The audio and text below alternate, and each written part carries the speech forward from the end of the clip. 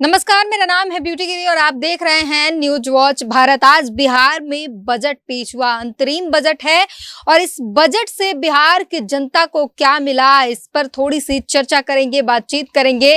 और आपको बता दें कि जो सबसे बड़ी बात जो निकल कर आई बिहार के किसानों के लिए और महिलाओं के लिए साफ कहा गया है। उप मुख्यमंत्री और वित्त मंत्री जो है सम्राट चौधरी ने ये कहा कि महिलाओं के लिए पिंक टॉयलेट खोले जाएंगे और सुरक्षाओं पर भी बातें की गई। लेकिन उससे पहले किसानों की अगर बात कर लें, किसानों के लिए सौगात ये दिए गए हैं कि अरहर दाल जो है, अरहर और मूंग की दाल, उसे एमएसपी पे खरीदी जाएगी। साथ ही सब्जी उत्पादन समिति गठन किए जाएंगे, कैंसर हॉस्पिटल खोले जाएंगे, हवाई अड्डे भी जो है वो भी खोले जाएंगे। और दावा इसके साथ ये है कि अगले 3 महीने में वहां हवाई जहाज उड़ने भी लगेंगे।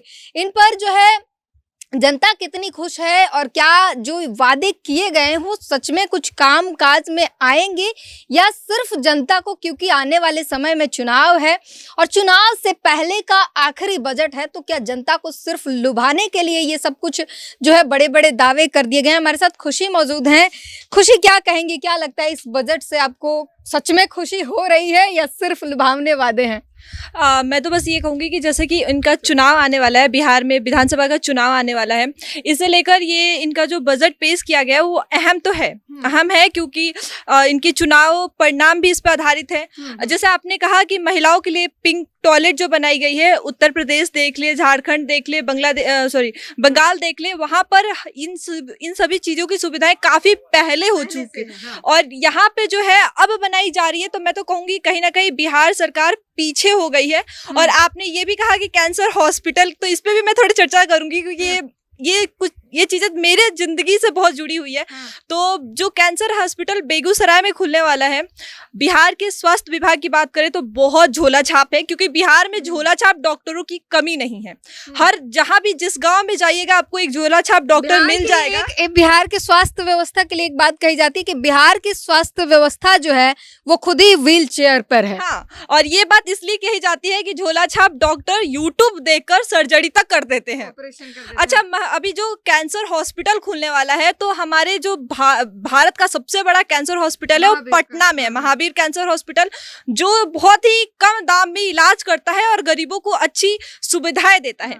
अब मैं ये सोच रही हूँ कि क्या कैंसर जो अभी बेगूसराय में खुलने वाला है वो महावीर के आसपास भी जा पाएगा, या फिर इसे भी झोला छाप डॉक्टरों की तरह, या फिर बिहार के जो स्वास्थ्य बाकी अस्पताल है या स्वास्थ्य विभाग है उनकी तरह बस टाल दिया जाएगा। कि खुशी ने एक आऊंगी आपके पास, खुशी ने एक बहुत बड़ा सवाल उठाया है, क्योंकि बिहार के स्वास्थ्य व्यवस्था जो देखे वहां पर ना सिर्फ छोटे मोटे अस्पताल, सरकारी अस्पताल, और कई बार तो हमें एम्स की ऐसी हालत देखने को मिलती है जिसपे समझ आता है कि आखिर देख के वो रोना और क्रुंदन सा महसूस होता है कि बिहार की जो स्वास्थ्य व्यवस्था है वो भगवान भरोसे, राम भरोसे चल रहा है।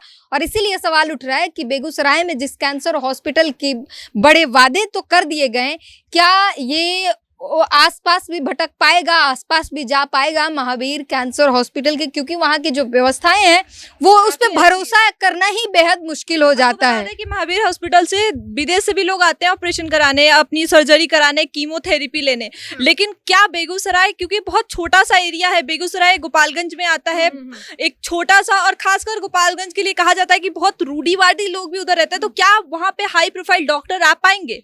ये भी एक बहुत बड़ा सवाल है कि पटना को जो भी डेवलप्ड है, लेकिन बेगूसराय जैसे छोटे एरिया में क्या आपको अच्छी डॉक्टर। पूर्णिया में हवाई जहाज के लिए कहा गया कि 3 महीने में हवाई जहाज वहां से उड़ान भरने लगेंगी, लगता है कि 3 महीने में हो जाएगा संभव? अब बिहार में 5 साल पे अगर डिग्री मिल सकती है तो 3 महीने में क्या नहीं करा सकते हैं। अब बिहार में कागजी कार्रवाई पर हर चीज हो सकती है, लेकिन असल जिंदगी में देखा जाए तो बिहार आज भी कम से कम 20 से 25 साल पीछे तो चल रहा है। और इसमें नीतीश कुमार को कुछ ना कुछ तो करना चाहिए, क्योंकि अब चुनाव भी आने वाले हैं और हो सकता है कि बहुत लाडला सीएम कहा जाता है उनको, तो हो सकता है कि इस बार जनता उन्हें पलटवार भी दे। चलिए, तो खुशी ने मुस्कुरा के बहुत अच्छे से टॉन्ट मारा है कि बिहार में जिस तरीके से 5 साल में जो डिग्री मिलती है, तो 3 महीने में वो हवाई जहाज तो ये उड़ा ही देंगे, क्योंकि बिहार की शिक्षा व्यवस्था की हालत भी ऐसी ही है कि सालों साल लग जाते हैं। 3 साल की डिग्री मिलने में 6 साल लग जाते हैं, यानी दुगना समय लग जाता है। हालांकि जो वादे किए गए हैं वो एक बार मैं आपको पढ़ के सुना दूं। SC/ST प्री मैट्रिक स्कॉलरशिप जो है वो उसे दुगनी कर दी गई है, 1000 से बढ़ाकर 2000 कर दिया गया है।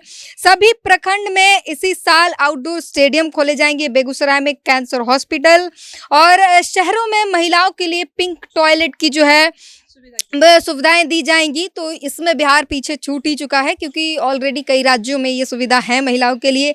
सभी जिलों में आधुनिक बस स्टैंड बनाए जाएंगे, ये भी रखी गई है। बड़े शहरों में महिला स्पेशल पिंक बस चलेंगी, ड्राइवर कंडक्टर और सवारी महिलाएं होंगी। तो ये भी, और महिलाएं ही महिलाओं को ट्रेनिंग भी देंगी। ये भी कुछ कहूंगी कि आपने जैसे कहा कि महिला बस चलेंगी, तो एक बात बताइए, बिहार में कितने जो बस है वो गवर्नमेंट के थ्रू चलते हैं? ये भी बड़ा सवाल है, क्योंकि गवर्नमेंट की सरकारी बसें जो है वो बहुत कम है, और सुरक्षा व्यवस्था ना मात्र है सरकारी। क्योंकि अगर मैं साउथ की बात करूं तो मैं खुद साउथ में बहुत साल रही हूं, तो वहां पर अगर ड्राइवर मर्द है तो स्त्री को कंडक्टर रखा जाता है, और जो बस को 2 भागों में बांट दिया जाता है कि एक साइड महिलाएं बैठे और एक साइड पुरुष बैठे, और दोनों के बीच में प्रॉपर गैप होता है।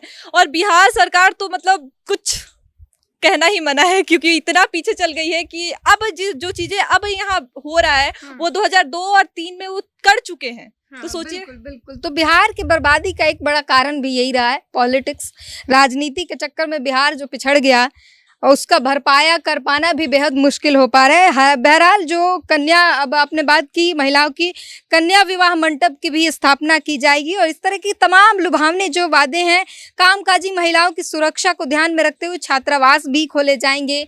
ये सब लुभावने वादे जो हैं वो पूरी तरीके से कोशिश जो है भरपूर की गई है कि आने वाले चुनाव में जो है किसान, छात्र और जो महिलाएं हैं, SC/ST जो हैं, वो तमाम जो है इनके तरफ आ सके।